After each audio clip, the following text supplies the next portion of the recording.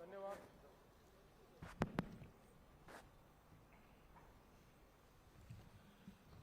मी महाराष्ट्राचे लोकप्रिय उपमुख्यमंत्री श्री एकनाथ शिंदे साहेब यांना विनंती करतो की आपण या ठिकाणी संबोधित करावे.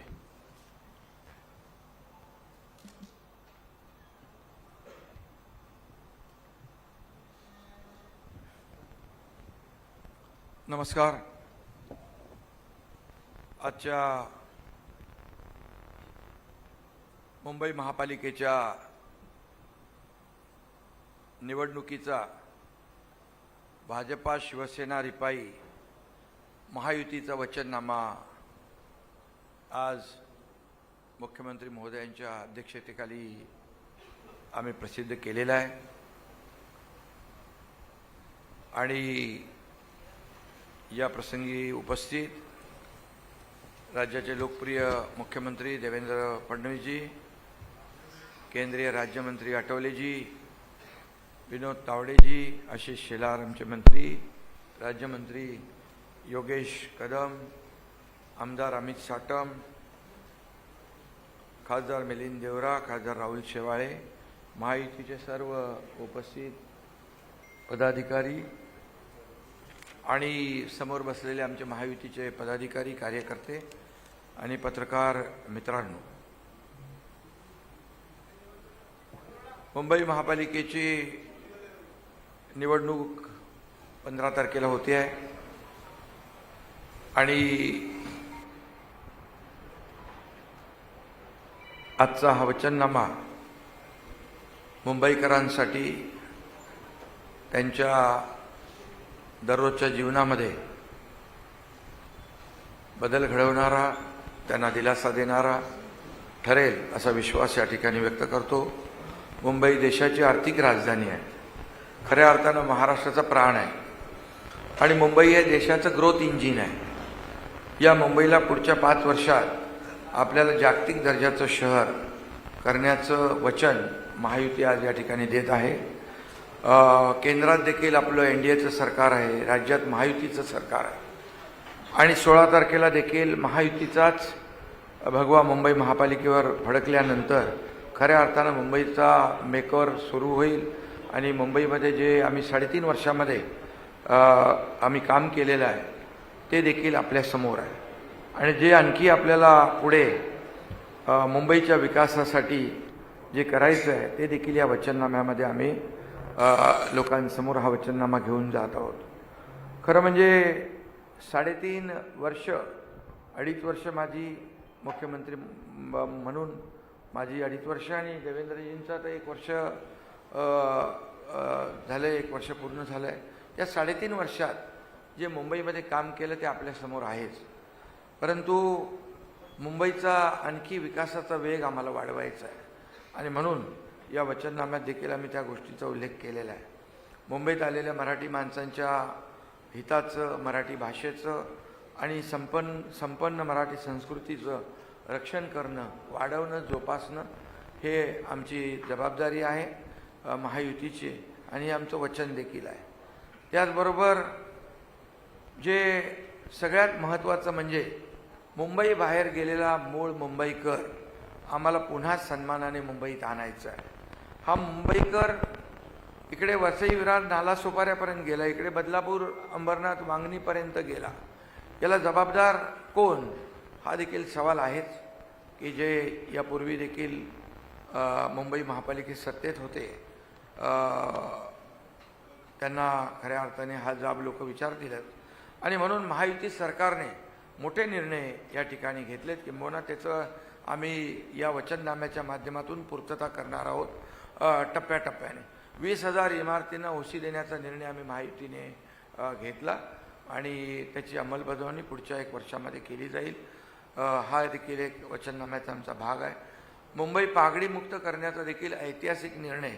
100 वर्षे लोक राहतात, परंतु ते घरामध्ये घर दुरुस्तही करू शकत नाही, रिडेव्हलपमेंटही करू शकत नाही, ते विकूही शकत नाही, अशा प्रकारची परिस्थिती आहे.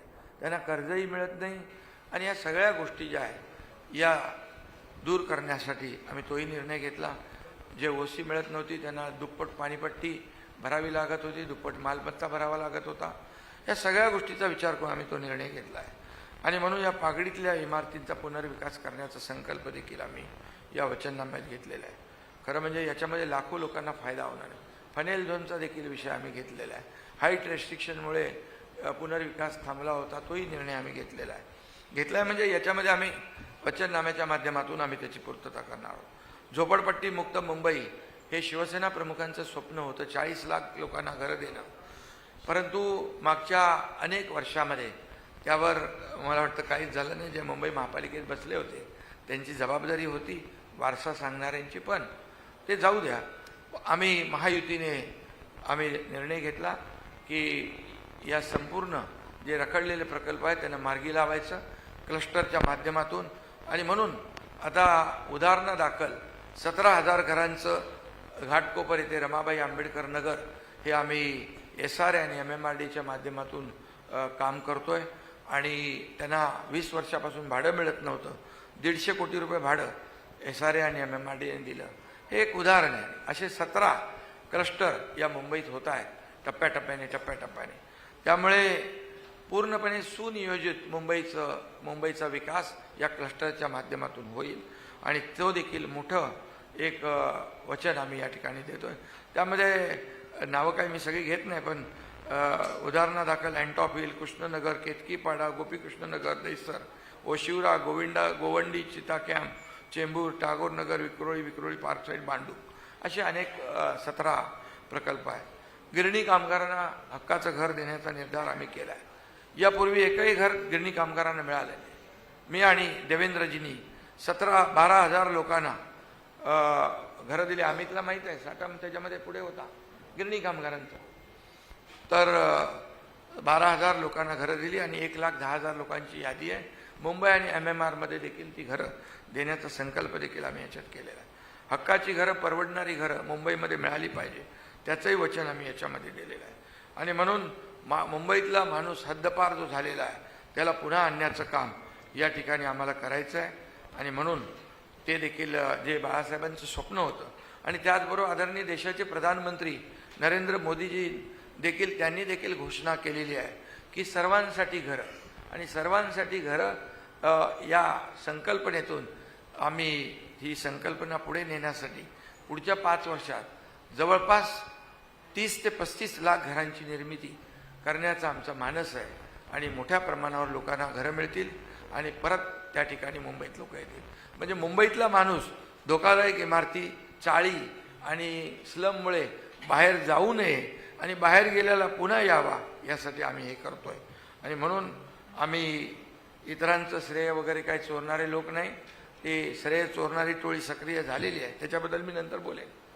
परंतु मुंबई म्हणजे प्रधानमंत्री महोदय, गृहमंत्री महोदय, मी, देवेंद्रजी यांच्यावर सातत्याने टीका करतात लोक की मुंबईपासून तोडणार, मुंबईपासून तोडली जाईल, मराठी माणूस मुंबईतून बाहेर गेला तो तुमच्यामुळेच गेला आहे. परंतु स्वतः प्रधानमंत्री महोदयांनी मुंबईला खूप महत्त्व दिलेलं आहे. मुंबईला फिनटेक सिटी करण्याचा प्रधानमंत्री महोदयांचा निर्धार आहे आणि म्हणून येत्या 5 वर्षात फिनटेक कॅपिटल मुंबईला केलं पाहिजे अशी भावना राज्य सरकारची आहे. त्यासाठी केंद्र आणि राज्य सरकार आणि महापालिका मिळून हे करेल.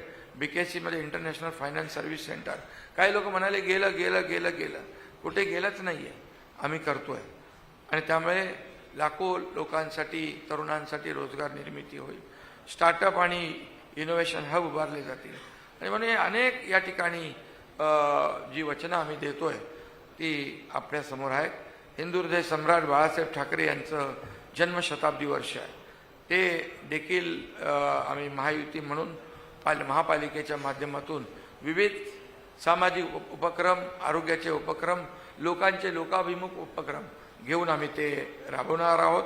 आणि एक सूचना देखील त्याच्यामध्ये आली की हिंदू हृदय सम्राट शिवसेना बाळासाहेब ठाकरे वैद्यकीय विद्यापीठ महापालिकेच्या रुग्णालयांना संलग्न असं देखील करण्याचा आमचा मानस आहे. एसटीच्या प्रवासाच्या तिकिटात आम्ही बहिणींना 50% सवलतीचा निर्णय राज्य सरकारने घेतला. काही लोक म्हणाले तोट्यात जाईल. पण एसटी फायद्यात आली. तसंच आम्ही मुंबईकर लाडक्या बहिणींसाठी BST मध्ये देखील 50% सवलत देण्याचा निर्णय महिलांसाठी, आमच्या लाडक्या बहिणींसाठी घेण्याचा संकल्प केलेला आहे. आणि म्हणून त्यांना, लाडक्या बहिणींना आत्मनिर्भर तर आम्ही लाडकी बहीण योजनेतून केलंय. जसं मोदी साहेबांनी महिलांना आत्मनिर्भर आणि आत्मसन्मान देण्याचा निर्णय घेतला आहे, तसंच आम्ही देखील सरकार म्हणून घेतला आहे. आणि त्याचा फायदा आपण बहिणींना होतोय ते पाहतोय. लघु उद्योजकांना 5 लाखापर्यंत बिनव्याजी कर्ज देणं, कोळीवाडे आणि गावठाण यांचं स्वतंत्र DCR तयार करून पुनर्विकासाला चालना देणं, कोळी बांधवांना विश्वासात घेतल्याशिवाय आम्ही कुठलाही निर्णय घेणार नाही. आणि म्हणून हे सगळं जे आहे हे आम्ही तुमच्यासमोर मांडतोय. पुनर्विकास प्रकल्प राबवताना आता जे अडथळे येत होते हे सगळे अडथळे आम्ही दूर केले. म्हणजे आता कुठलाही अडथळा पुनर्विकासासाठी येणार नाही. मग SRA असेल, म्हाडा असेल आणि इतर ज्या धोकादायक इमारती असतील, या सर्व सेसच्या बिल्डिंग असतील, नॉन सेसच्या बिल्डिंग असतील, BDD चाळीमध्ये तर आम्ही घरे दिलेली आहे. आणि त्यामुळे पुनर्विकास म्हणजे धोकादायक इमारती पडून लोकांचे जीव जात होते ते बिलकुल आमच्या या वचननाम्यामध्ये आहे की हे सर्व पुनर्विकासाचा मार्ग मोकळा करण्यासाठी सरकारने युनिफाईड DCPR मध्ये निर्णय घेतला आहे. आम्ही परवा विधानसभेच्या अधिवेशनामध्ये निर्णय घेतला आहे. अटी शिथिल केल्या आहेत, नियम शिथिल केलेले आहेत आणि त्यामुळे त्याचा फायदा होईल. आणि म्हणूनच मी आपल्याला एवढंच सांगतो. त्याचबरोबर पाणी दरामध्ये, पाणीपट्टीत दरवर्षी 8% वाढ होते. ही वाढ पुढील 5 वर्षासाठी देखील आमच्या वचननाम्यामध्ये स्थगित केलेली आहे, त्यांच्यावर भार नको म्हणून. आणि म्हणून मला एवढंच सांगायचं आहे, मुख्यमंत्री महोदयांनी देखील यापूर्वी देखील सांगितलं, ते आम्ही वचननाम्यात याच्यात आहे की मुंबईतलं प्रदूषणमुक्त मुंबई करण्यासाठी 17,000 कोटी रुपये खर्च करून पर्यावरण संवर्धन करणं हे देखील आम्ही या ठिकाणी केलं. आणि गेले 25 वर्ष फक्त अंडरस्टँडिंगसाठी रखडलेले STPचे प्रकल्प ते 25 वर्षात केले नाही. सगळं असंच प्रदूषित पाणी आपण समुद्रात सोडत होतो, ते देखील आता बंद होईल. STP ट्रीटमेंट प्लॅन्ट सुरू आहेत. कामं 1-1.5 वर्षात कामं कंप्लीट होतील. जी 25 वर्षात झाली नाही ती आम्ही केली. रस्त्यांची काँक्रिटीकरण, दरवर्षी पावसाळ्यामध्ये खड्ड्यातून प्रवास करायचा, बळी जात होते, अपघात होत होते, ते देखील काँक्रीटचे, मी मुख्यमंत्री झाल्यानंतर देवेंद्रजींनी आम्ही दोघांनी मिळून निर्णय घेतला की 2 फेजमध्ये अख्ख्या मुंबईचे रस्ते काँक्रीटचे झाले पाहिजे. आणि ते तुम्हाला दिसत आहे. पहिला फेज 6 महिन्यामध्ये होईल आणि दुसरा फेज एक पुढ्या 1.5 वर्षामध्ये, वर्षभरातच कंप्लीट होईल आणि मुंबई पूर्ण खड्डेमुक्त होईल. आणि बाकी खूप आम्ही त्याच्यामध्ये वचननाम्यामध्ये जे काही मुंबईकरांसाठी आवश्यक आहे ते या मांडलेलं आहे. आणि फक्त वचननाम्यामध्ये आम्ही फक्त तेवढं मांडून थांबणार नाही, तर त्याची अंमलबजावणी आम्ही करणार, हा विश्वास या ठिकाणी मी व्यक्त करतो. आणि या ठिकाणी मुख्यमंत्री महोदयांना विनंती करतो,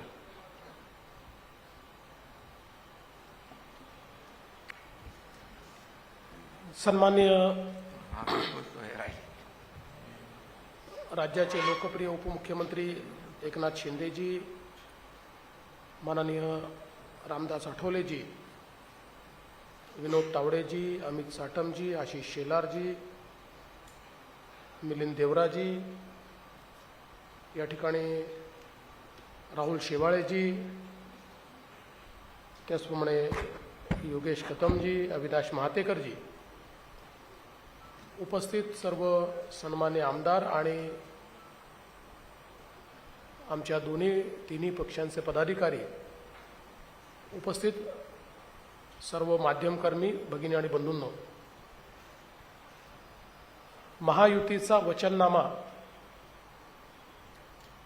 आज आपल्या समोर आम्ही प्रकाशित करतो आणि माननीय उपमुख्यमंत्र्यांनी या वचननाम्याचे सर्व हायलाइट्स आपल्यासमोर ठेवले आहेत.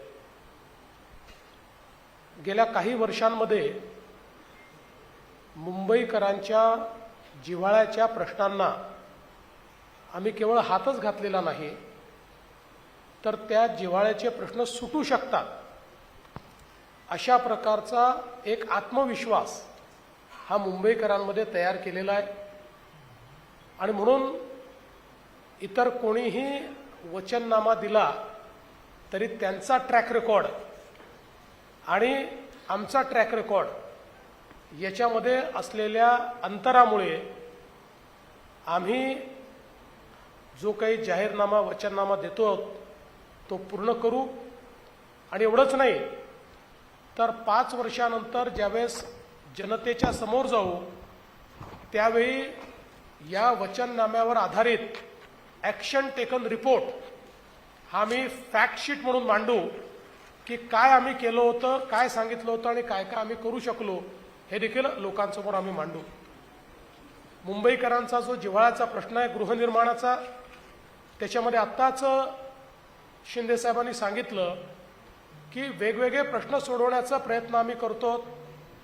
त्या ठिकाणी डीम्ड कन्व्हेन्सचे विषय आम्ही सोडवलेले आहेत, जागा फ्रीहोल्ड करण्याच्या संदर्भातले निर्णय आम्ही घेतले आहेत, काही ठिकाणी हाईटचे जे रिस्ट्रिक्शन्स आहेत ते दूर करण्याकरता मग एअरपोर्ट ऑथॉरिटीचं रडार शिफ्टिंग असेल किंवा वेगवेगळ्या प्रकारच्या परमिशन्स असतील, फनेल झोन असेल, यामध्ये देखील मोठ्या प्रमाणात आपण निर्णय घेतले आहेत आणि भविष्यात याला चालना देण्याचा आपण एक प्रयत्न करणार आहोत. एक संकल्प आज आम्ही घेतलेला आहे, मुंबईत राहणारा जो मराठी माणूस आहे याला काहीही झालं तरी मुंबई सोडून बाहेर जावं लागणार नाही. मुंबईमध्येच त्याला घरं आम्ही देऊ. आणि हे आम्ही BDD साहित्य करून दाखवलं, हे अभ्युदयनगरमध्ये आम्ही करतोय, हे पत्राचाहित आम्ही करून दाखवलं आहे, विशाल सह्याद्रीमध्ये आम्ही करून दाखवलेलं आहे. वेगवेगळ्या योजना जर बघितल्या तर काही लोक केवळ मराठी माणसाच्या घरांबद्दल बोलत राहिले, पण करणारे कोण आहेत तर आमची महायुती करणारी महायुती आहे हे देखील आपण लक्षात घेतलं पाहिजे. आणि यासोबत एक अजून आम्ही निर्णय केलाय की म्हाडाचे जे लेआउट्स आहेत या म्हाडाच्या लेआउट्समध्ये आता त्याचं रिडेव्हलपमेंट करताना एकतर तिथल्या लोकांना आम्ही अधिकची जागा देतोच, पण त्याचसोबत त्याच्यामध्ये आता ट्रान्सपरन्सी आम्ही आणलेली आहे. पूर्वी विकासक हा केवळ लोकांकडनं कन्सेंट घेऊन विकासक व्हायचा आणि 20-20 वर्ष लोकांना बाहेर ठेवायचा. आता विकासक म्हाडा असणार आहे आणि जे मुंबईकर आहेत त्यांना घर देण्याकरता त्याच्यावर एक कन्स्ट्रक्शन करता डेव्हलपर अपॉइंट केला जाणार आहे, जेणेकरून उद्याच्या काळात त्यांनी परफॉर्म केलं नाही तर सगळे अधिकार हक्क म्हाडाकडे असतील. आणि हे सगळं टेंडर पद्धतीनं आम्ही करणार आहोत. त्यामुळे मोठ्या प्रमाणात ही ट्रान्सपरन्सी आता त्यामध्ये आणलेली आहे. आता ही टेंडर पद्धती आल्यामुळे काही लोकांच्या पोटात जळजळ होते आहे, त्यामुळे त्यांनी लगेच बोलणं चालू केलं, जमिनी विकणं चालू केलं आहे, जमिनी विकणं चालू केलं आहे. जमिनीचा 1 इंचही आम्ही विकत नाही आहे, सगळ्या जमिनीची मालकी म्हाडाचीच असणार आहे आणि अतिशय ट्रान्सपरंट पद्धतीनं त्या ठिकाणी डेव्हलपर आणण्याचं काम आम्ही करतो. त्याचप्रमाणे वेगवेगळ्या रखडलेल्या SRAच्या योजना या देखील मार्गी लावण्याचं काम आपण केलेलं आहे. धारावी आपल्याला कल्पना आहे, पहिल्यांदा तर मी पुन्हा एकदा स्पष्टपणे सांगतो, धारावीचा विकास DRP करणार आहे. या DRP मध्ये स्वतः शासन भागीदार आहे आणि सोबत डेव्हलपर आहे. धारावीमध्ये राहणाऱ्या प्रत्येक व्यक्तीला जो पात्र आहे धारावीमध्येच मिनिमम 350 स्क्वेअर फुटाचं घर हे देण्याचा निर्णय आपण घेतलेला आहे. धारावीमध्ये वेगवेगळ्या प्रकारचे जे व्यवसाय आणि उद्योग चालतात त्या सगळ्या लघु उद्योग आणि व्यवसायांना त्याच ठिकाणी अधिक चांगल्या पद्धतीनं इकोसिस्टीम तयार करून देण्याचा निर्णय आपण घेतलेला आहे. आणि धारावीतले जे अपात्र आहेत त्यांनाही कुठेही हायकोर्टाचा नियम न मोडता त्यातनं मार्ग काढून त्यांनाही घर देण्याचा निर्णय आपण केला आहे. त्यामुळे एक अत्यंत मोठं काम या धारावीच्या माध्यमातून आपण करतो. दुसरं, महानगरपालिकेमध्ये काम करणारे जेवढे आमचे सफाई कामगार आहेत, आम्ही 2019ला निर्णय घेतला होता की सफाई कामगारांना मालकी हक्काची घरं द्यायची, परंतु उद्धव ठाकरेजींच्या सरकारने तो निर्णय बदलला होता. आम्ही पुन्हा निर्णय घेतला आहे आणि आता त्याची सगळी कारवाई आम्ही केली आहे. पुढच्या काळामध्ये महानगरपालिकेचे जेवढे सफाई कर्मचारी आमचे आहेत या सगळ्यांना मुंबईमध्ये मालकी हक्काचं घर हे आम्ही त्या ठिकाणी देणार आहोत. हा आमचा निर्णय आहे. शिक्षणाच्या क्षेत्रामध्ये देखील महानगरपालिकेच्या माध्यमातून आपल्या शाळा आधुनिक करणं, आपल्या शाळा महानगरपालिकेच्या ज्या आहेत या कौशल्ययुक्त करणं आणि हे करत असताना महानगरपालिकेच्या प्रत्येक शाळेमध्ये आमच्या मुलांना मराठी नीट शिकता आलं पाहिजे या दृष्टीनं मराठीचीही लँग्वेज लॅब तयार करणं हा देखील आम्ही एक निर्णय घेतलेला आहे. मराठी तर आपण शिकवतोच आहोत, पण अधिक चांगल्या पद्धतीनं आपल्या मुलांना महानगरपालिकेच्या शाळेतनं मराठी शिकता यावं अशा प्रकारचा आमचा प्रयत्न त्या ठिकाणी असणार आहे. शिक्षणामध्ये ज्या काही आता नवीन शैक्षणिक इक्विपमेंट्स आलेले आहेत, पद्धती आल्या आहेत, या सगळ्या टीचिंग लर्निंगच्या पद्धती त्या ठिकाणी वापरण्याचा प्रयत्न आमचा असणार आहे. यासोबत आरोग्याच्या क्षेत्रामध्ये महानगरपालिकेने यापूर्वीही चांगलं काम केलेलं आहे किंवा बऱ्याच व्यवस्था उभ्या केल्या आहेत, पण त्या व्यवस्था अधिक चांगल्या करण्याची गरज आहे. त्याच्यामध्ये अधिक सोयी करण्याची गरज आहे.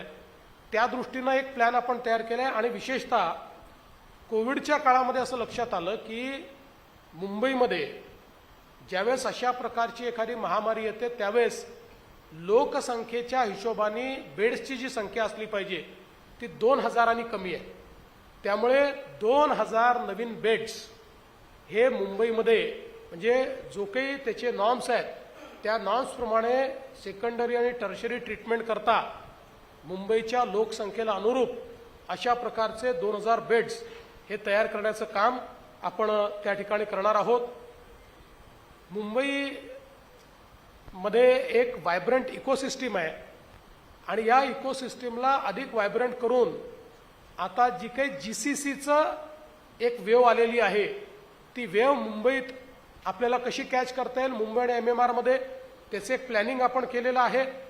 आणि त्या प्लॅनिंगच्या माध्यमातून मोठ्या प्रमाणात हायपेड रोजगार हा मुंबईमध्ये तयार करण्याचा आपला प्रयत्न आहे. विशेषतः जी आपली तरुणाई आहे त्यांच्या हाताला काम मिळालं पाहिजे आणि त्यातनं रोजगारयुक्त अशा प्रकारची मुंबई आपण तयार करणार आहोत.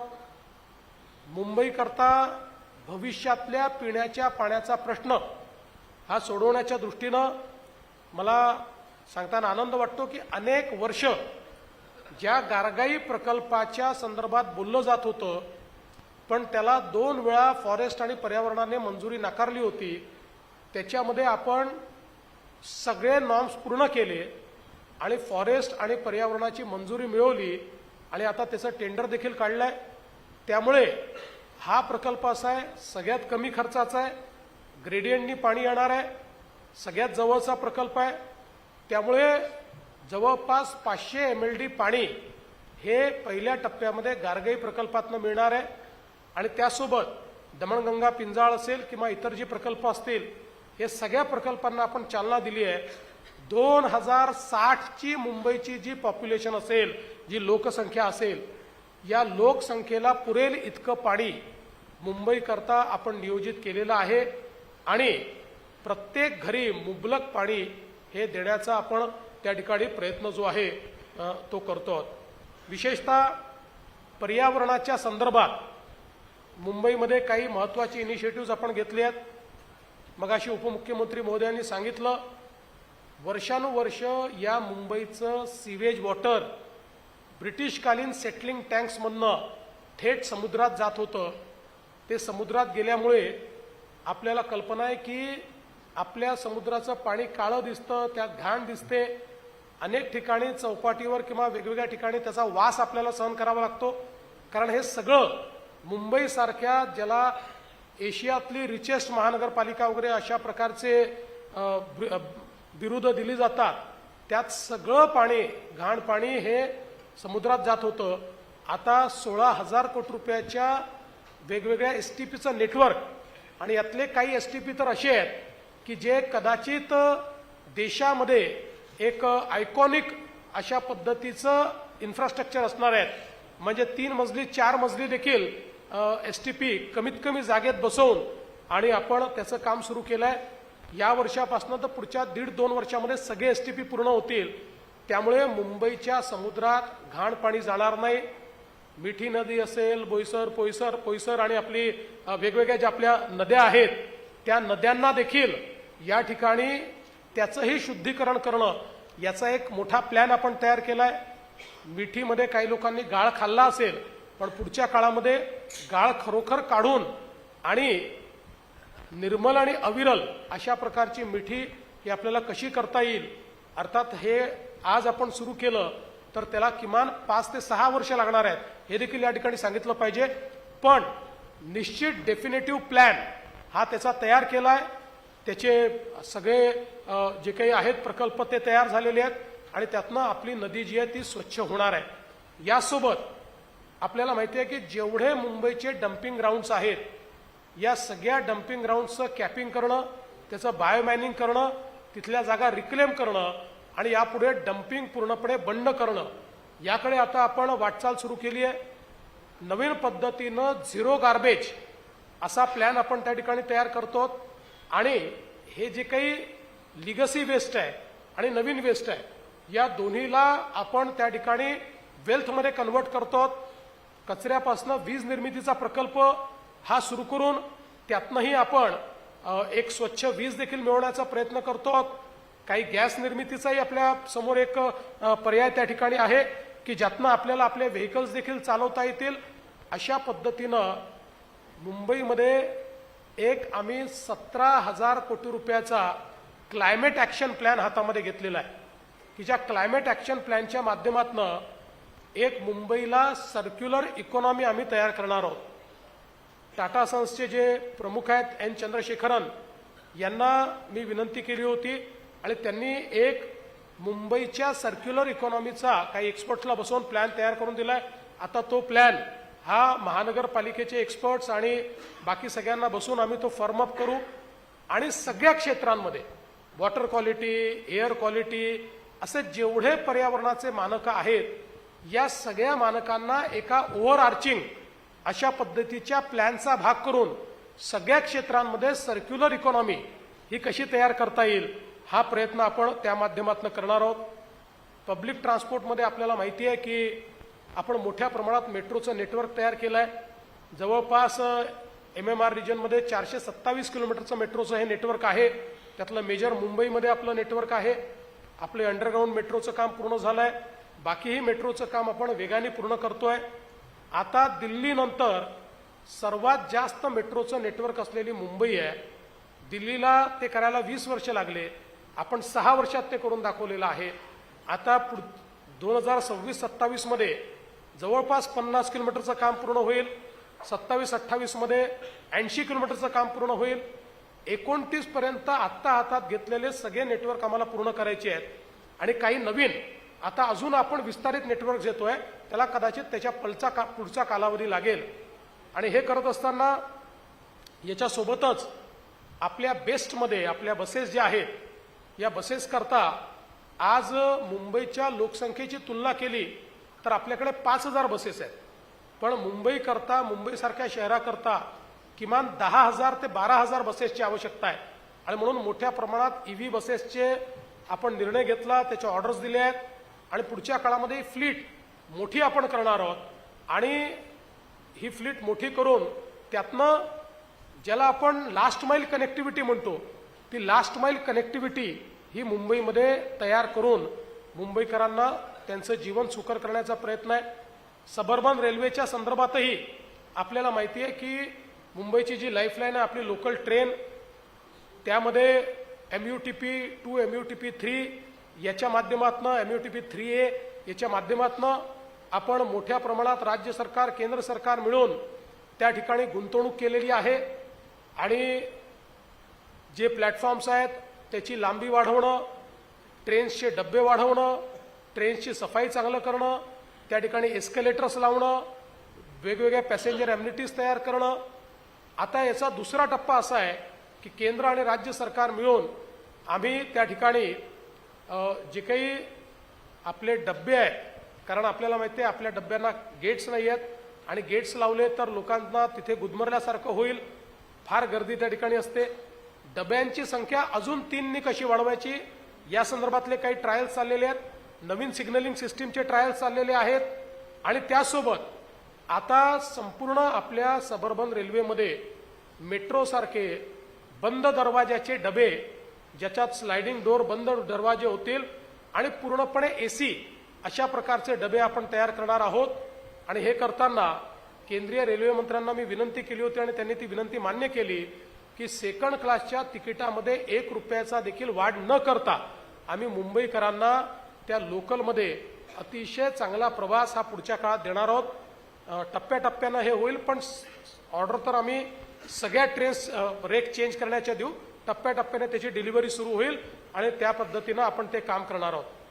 ट्रान्सपोर्टेशनमध्ये एक अजून नवीन प्लॅन आपण जो तयार केलेला आहे, हा मुंबई वॉटर ट्रान्सपोर्टचा प्लॅन तयार केला आहे.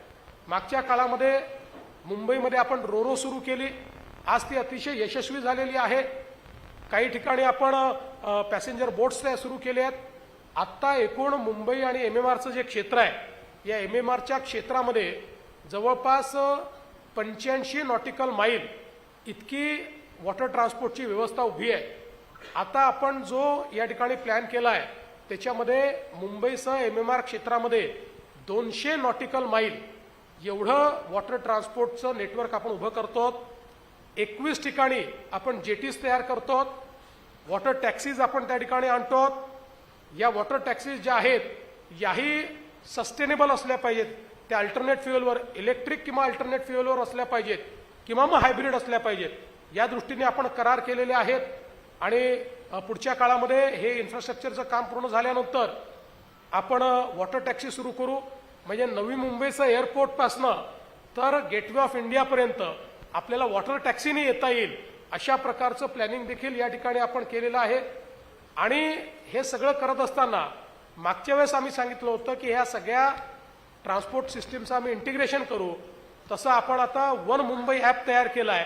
आता एका तिकिटावर आपल्याला मेट्रो, मोनो, सबर्बन रेल्वे, बस याच्यात फिरता येतं. आता हे इंटिग्रेशन पूर्ण MMR रिजनला आपण लागू करणार आहोत. आणि हे जे वॉटर ट्रान्सपोर्ट आहे तेही याचा भाग आहे. त्यामुळे वॉटर टॅक्सीमध्येही त्याच तिकिटावर आपल्याला बसता येईल अशा पद्धतीनं आपण त्याचं प्लॅनिंग केलेलं आहे. आणि म्हणून मुंबईकरांचं जीवन हे ट्रान्सपोर्टेशनशी खूप निगडीत आहे. त्यांचा खूप वेळ हा ट्रान्सपोर्टेशनमध्ये जातो. त्यातनं आपण एक प्रकारे त्यांना मुक्ती देतो. आपल्याला माहिती आहे त्यासोबत रोडचं जे एक्सपान्शन आपण करतो.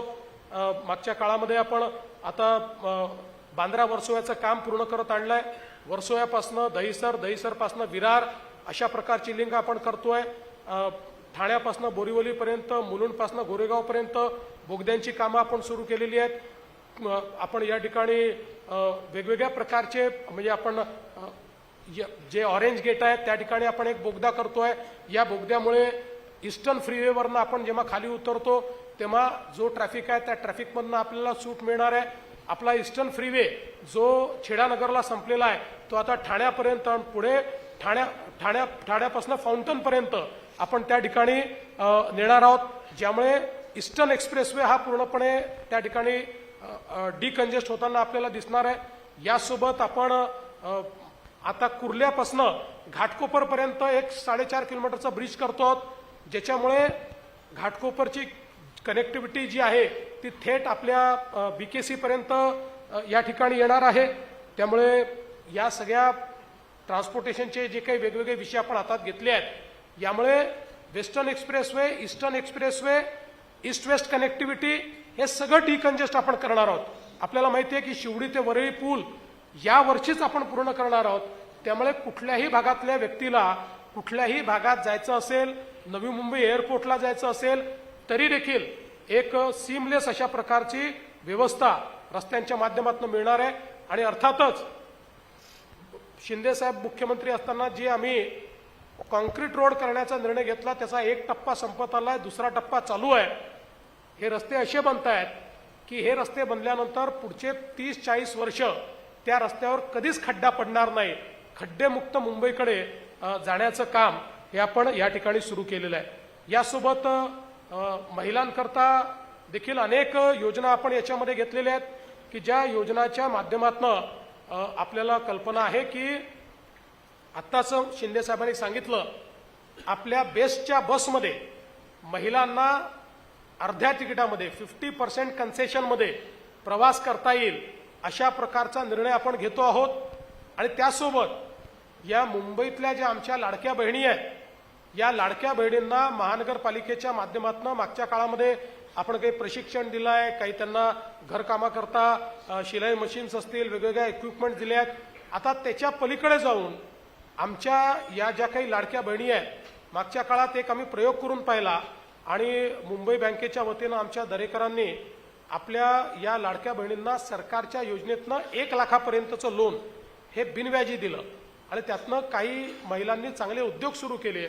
आता आम्ही असं ठरवलेलं आहे की महानगरपालिकेच्या माध्यमातून मुंबईच्या सगळ्या लाडक्या बहिणींना 5 लाखापर्यंत बिनव्याजी कर्ज आम्ही उपलब्ध करून देणार आहोत. त्यामुळे त्यांना आपला रोजगार उभा करता येईल आणि स्वयंरोजगारातून समृद्धीकडे किंवा लाडक्या बहिणीकडनं लखपती दिदीकडे अशा प्रकारचा जो त्यांचा प्रवास आहे, तो प्रवास आपण या ठिकाणी करणार आहोत. यासोबत आपल्याला कल्पना आहे की या महानगरपालिकेमध्ये मोठ्या प्रमाणात ट्रान्सपरन्सी आम्हाला आणायची आहे, याच्या कारभारामध्ये ट्रान्सपरन्सी आणायची आहे.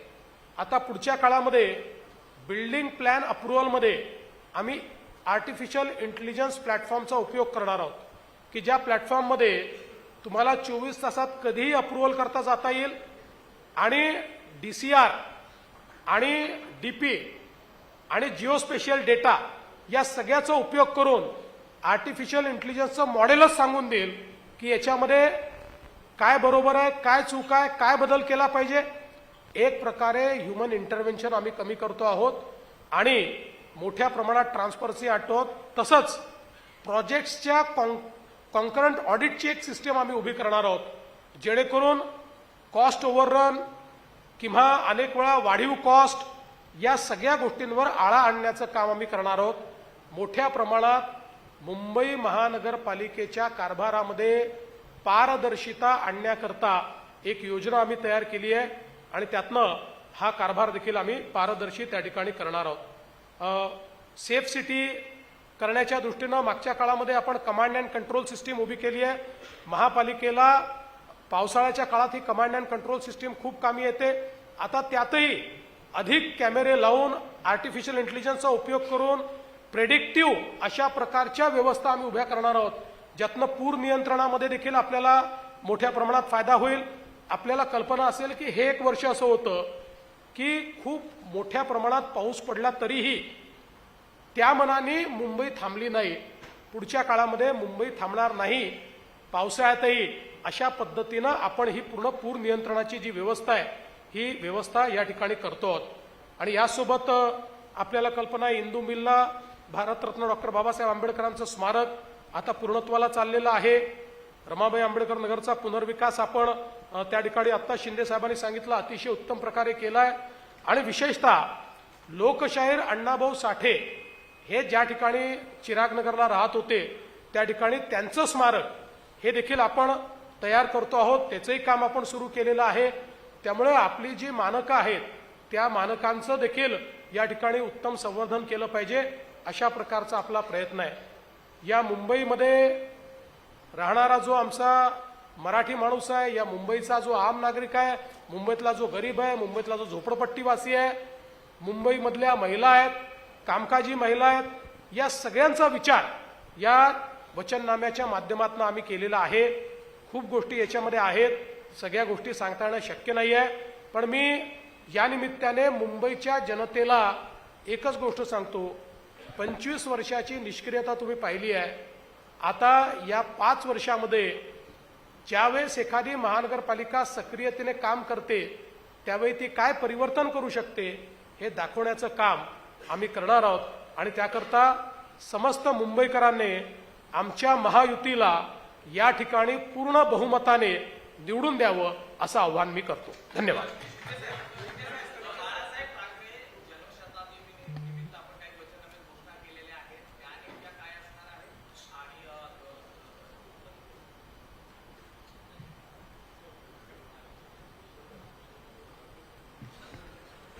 जन्मशताब्दी निमित्त बाळासाहेबांचं 80% समाजकारण 20% राजकारण जे त्यांचा मूलमंत्र होता, त्या माध्यमातून या ठिकाणी आरोग्याचे उपक्रम असतील, शैक्षणिक उपक्रम असतील, त्याचबरोबर जे जे आपल्याला वर्षभर जे उपक्रम राबवायचे ते जन्मशताब्दी वर्षानिमित्त लोकाभिमुख कल्याणकारी योजना त्या राबवल्या जातील.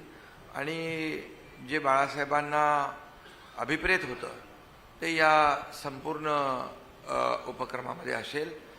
आणि त्याचबरोबर मी एवढंच सांगतो की आता वचननामा आम्ही त्यांचाही पाहिलेला आहे.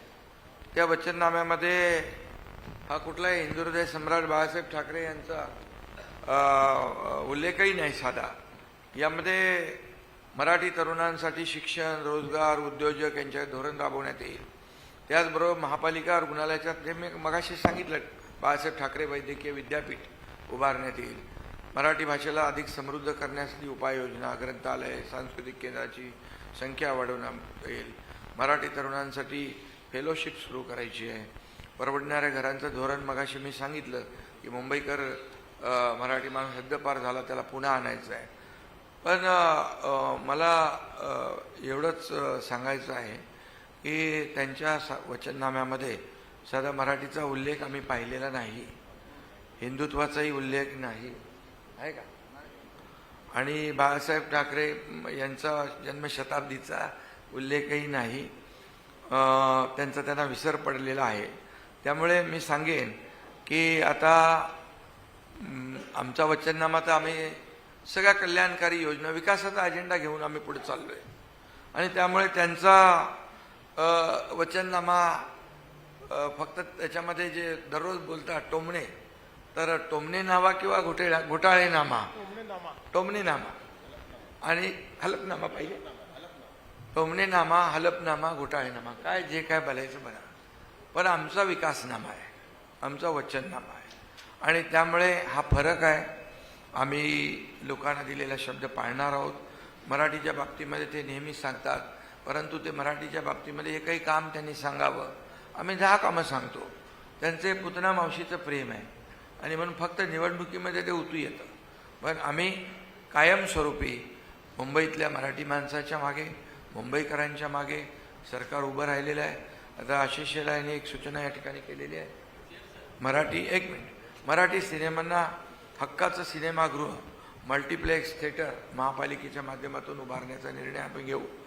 मराठी नाट्य, संगीत, कला, कलांसाठी 3 मराठीसाठी नाट्यगृह उभारण्याचा संकल्प आम्ही केला आहे. तंत्रज्ञानाच्या आधारावर AI पोर्टल आणि अल्गोरिदम ऑडिटवर भ्रष्टाचार विरहित मुंबई महापालिका देखील करण्याचा संकल्प या ठिकाणी केलेला आहे. ठेवीचं मी आपल्याला सांगतो, मी कालच बोललो त्याच्याबद्दल. ठेवीमध्ये माझ्याकडे चार्ट आहे आणि याप्रमाणे 2019ला 76,579 कोटी होते आणि कॅपिटल एक्सपेंडिचर 5,432 होता 2019ला. 2020ला 7,900 होते आणि खर्च होता 9,695 वर्षाला. 2021 78,745 आणि खर्च 9,341. आता बघा 31/3/2022 सरळ 91,690 कोटी झाले. का? त्यावेळेस आम्ही निर्णय घेतला होता की जो प्रीमियम कोविड काळ होता, प्रीमियम 50% सवलत, स्टॅम्प ड्युटीमध्ये 50% सवलत, त्यामुळे 91,000 वाढले. आणि त्यानंतर मग बघा 86,000, 82,000, मग माझ्या काळात, देवेंद्रजींच्या काळात. पण इकडे 5,432 2019ला होता वर्षाचा खर्च, आता 20,166 कोटी आहे. एवढा खर्च करून पण आजच्या ठेवी किती आहेत माहित आहे? 20,166 कोटी 5,432च्या ऐवजी वर्षाला खर्च करून 80,415 कोटी रुपयांच्या ठेवी आहे. म्हणजे चोराच्या उलट्या बोंबा आहेत ना. खोटं बोला पण रेटून बोला. अरे पैसे ठेवी, तुम्ही म्हणालात नाही ठेवी काय चाटायचे असतात का? परंतु एवढा पैसे लोकांसाठी खर्च करायचा असतात. पण एवढा खर्च करून पण 80,000 कोटी आहे. त्यामुळे मग अगोदरचे पैसे कुठे जात होते त्याचा देखील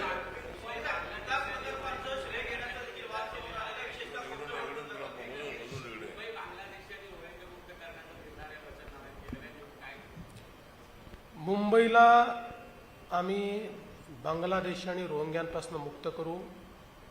मी तुम्हाला सांगतो, गेल्या एका वर्षामध्ये हायेस्ट नंबर बांगलादेशी या मुंबईत शोधून काढले आहेत, ते डिपोर्ट केलेले आहेत. आणि आता हे सुरूच राहणार आहे.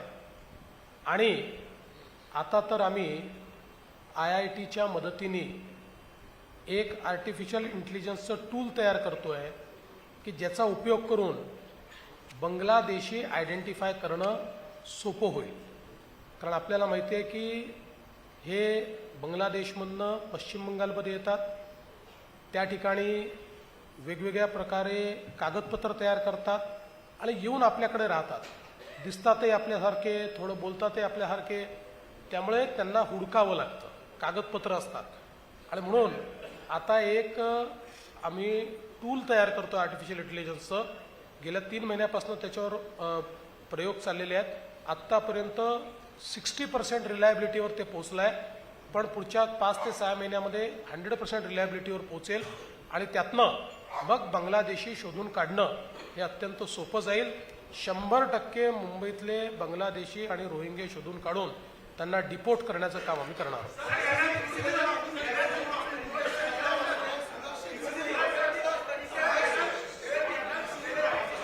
अरे एक एक एक एक एक एक एक एक एक एक चला. अच्छा ठीक ठीक है चलो.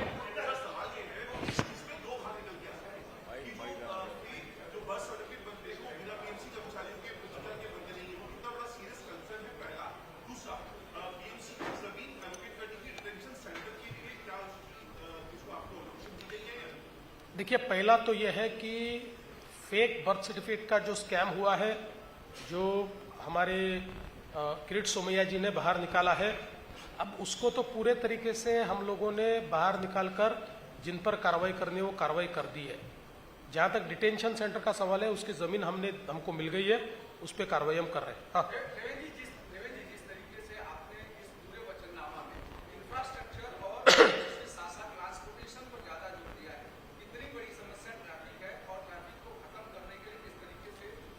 देखिए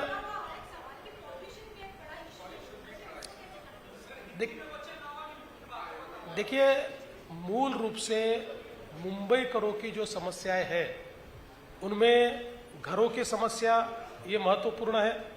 इसमें हम लोग रीडेवलपमेंट के माध्यम से, SRA के माध्यम से, सेल्फ रीडेवलपमेंट के माध्यम से, म्हाड़ा के माध्यम से बहुत बड़े पैमाने पर अफोर्डेबल हाउसिंग तैयार कर रहे हैं. SRA में गरीबों को मुफ्त में घर दे रहे हैं, रीडेवलपमेंट में बड़ा घर लोगों को मुफ्त में दे रहे हैं, और इसके माध्यम से घरों की समस्याओं को हम दूर कर रहे हैं. उसके साथ साथ मुंबई में ट्रांसपोर्टेशन ये बहुत महत्वपूर्ण मुद्दा होता है. इसमें मेट्रो करीब 437 किलोमीटर का नेटवर्क हम लोग तैयार कर रहे हैं. इसमें सबर्बन रेलवे का अपग्रेडेशन हम कर रहे हैं. इसमें बेस्ट की बसेस जो है, उसमें 5,000 बसेस अभी चलती है, उसको 10,000 बसेस तक हम ले जा रहे हैं.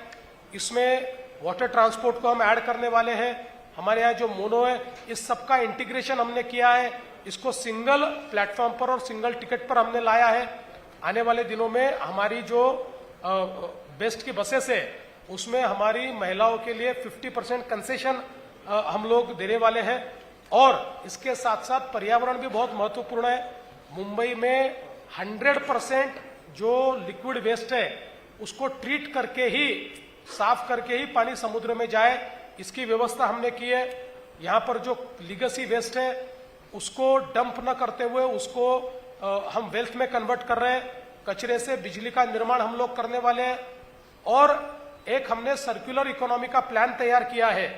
अगले 5 सालों में करीब करीब 17,000 करोड़ रुपया हमने प्लेज किया है, जो वाटर क्वालिटी इंप्रूव करना, जिसमें एयर क्वालिटी इंप्रूव करना, जिसमें सब प्रकार से CO2 का एमिशन कम करना, कार्बन सिक्वेस्ट्रेशन जो है वो उसके ऊपर जोर देना, इस प्रकार की एक कंप्लीट स्ट्रैटेजी हमने तैयार की है। मुंबई को एक सस्टेनेबल शहर की ओर हम लोग ले जा रहे हैं।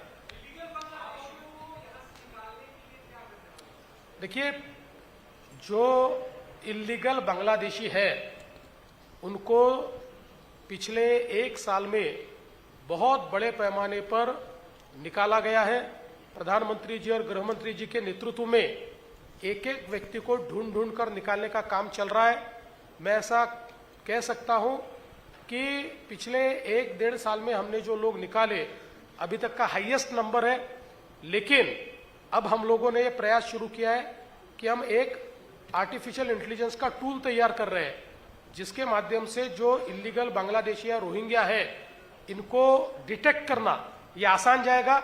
इनको डिटेक्ट करेंगे और इनको डिपोर्ट करेंगे। सर, एक क्वेश्चन है, अभी जो आपने SRA के विकास प्लान किए, सारे वर्टिकल डेवलपमेंट्स हो रहे हैं मुंबई में, but sir Mumbai is also considered as a zone 3 under seismic Joan, मतलब जोन 3 है, उसमें भूकंप आने की शक्यता है। तो उसे रोकने के लिए वैसे टाइप के बिल्डिंग बनाए जाएंगे, उनके लिए कुछ प्लान है सर? देखिए, अब हमारा जो DCPR जो है मुंबई का, उस DCPR ने ही इस बात की चिंता की है कि किस प्रकार की बिल्डिंग्स हमारे यहाँ रहनी चाहिए। DCPR का जो मूल होता है वो वहाँ का स्ट्रेटा कैसा है, वहाँ की जियोलॉजी कैसी है, वहाँ की ज्योग्राफी कैसी है, इसको ध्यान में रखते हुए ही DCPR हमने तैयार किया है।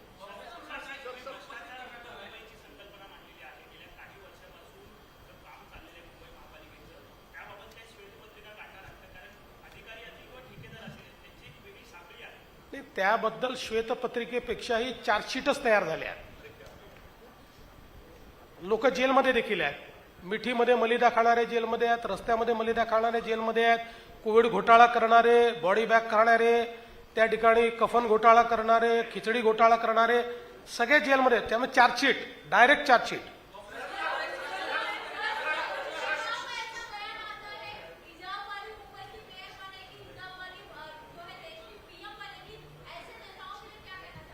देखिए, तवज्जो देने लायक नेता नहीं है, छोड़ दीजिए।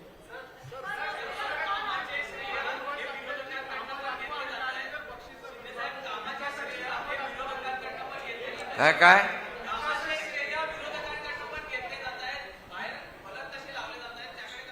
नाही, मी आता येताना पण बघितलं ते, आम्ही हे करून दाखवलं, आम्ही ते करून दाखवलं, आम्ही अमकं करून दाखवलं।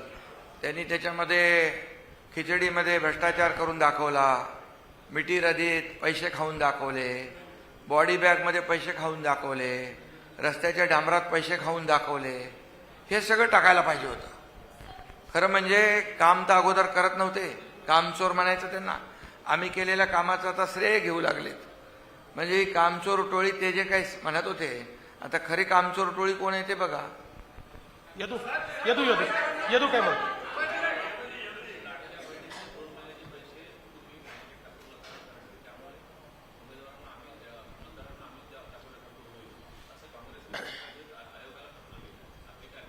काँग्रेस आणि आमचे विरोधक पहिल्या दिवशीपासनं आमच्या लाडक्या बहिणीचा विरोध करतायत।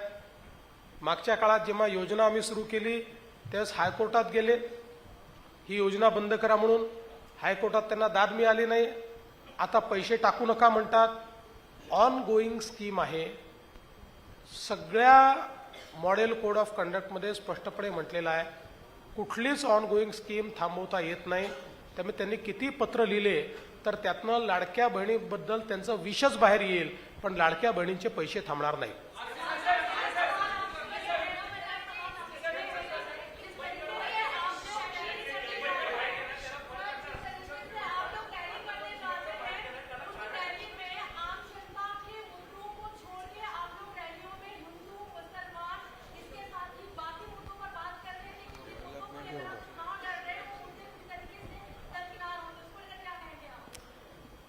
आपने गलत जगह क्वेश्चन किया है, गलत आदमी को क्वेश्चन किया है। ये प्रश्न आपने उद्धव जी को पूछना चाहिए। देखिए, मैंने तो ओपन चैलेंज दिया है, उद्धव जी के भाषण में विकास का मुद्दा दिखाइए और मेरे से 5,000 रुपया ले जाइए। हमारे अगर भाषण आप देखेंगे तो उनको जवाब देते हैं हम। और हिंदुत्व क्यों नहीं बोलेंगे? भाई हमको गर्व है, हमारे हिंदुत्व पर गर्व है, वी आर अनअपोलोजेटिक, इसलिए हम हिंदुत्व बोलते हैं। लेकिन हमारी भाषणों में 95% केवल डेवलपमेंट होता है, वो डेवलपमेंट पे बोलते ही नहीं है।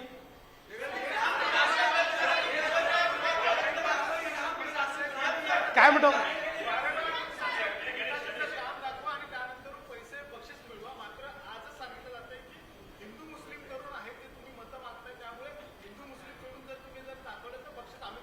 ते लगेच त्यांना म्हणा 1,00,000 रुपये पाठवा, कारण माझ्या प्रत्येक भाषणामध्ये विकासच बोलतो मी। त्यामुळे तुम्ही जरा माझा प्लीज संदेश घेऊन जा, 1,00,000 रुपये घेऊन या, लाडक्या बहिणींना दिल।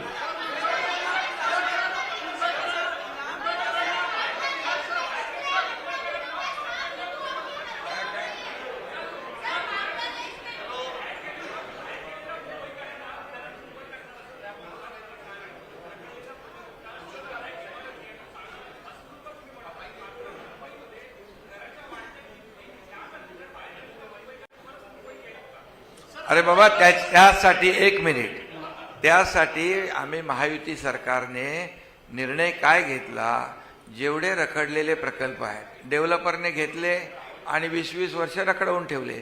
म्हणून आम्ही आता काय केलंय, रमाबाई आंबेडकर नगरचं उदाहरण मी मगाशी दिलं, आम्ही आता काय केलं, SRA तो सोबत आहेच, म्हाडाही आहे, पण त्यासोबत MMRDA जोडली।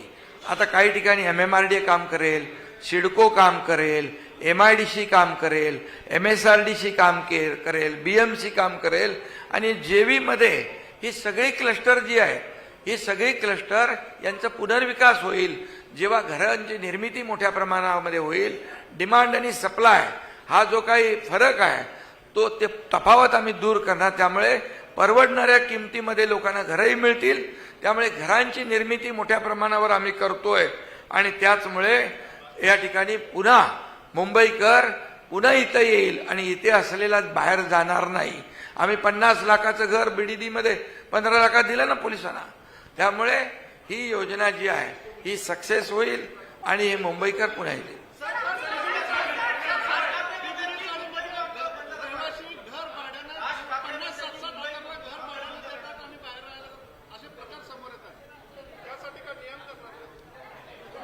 काय नाही, यामध्ये असे काही प्रकार असतील तर ते आम्ही तपासून घेऊ। शेवटी ज्याच्या नावावर घर आहे, ज्याला घर अलॉट केलंय त्यांनी राहिलं पाहिजे, आणि जो काही नियम आहे त्या नियमाच्या बाहेर गेला असेल तर कारवाई करू।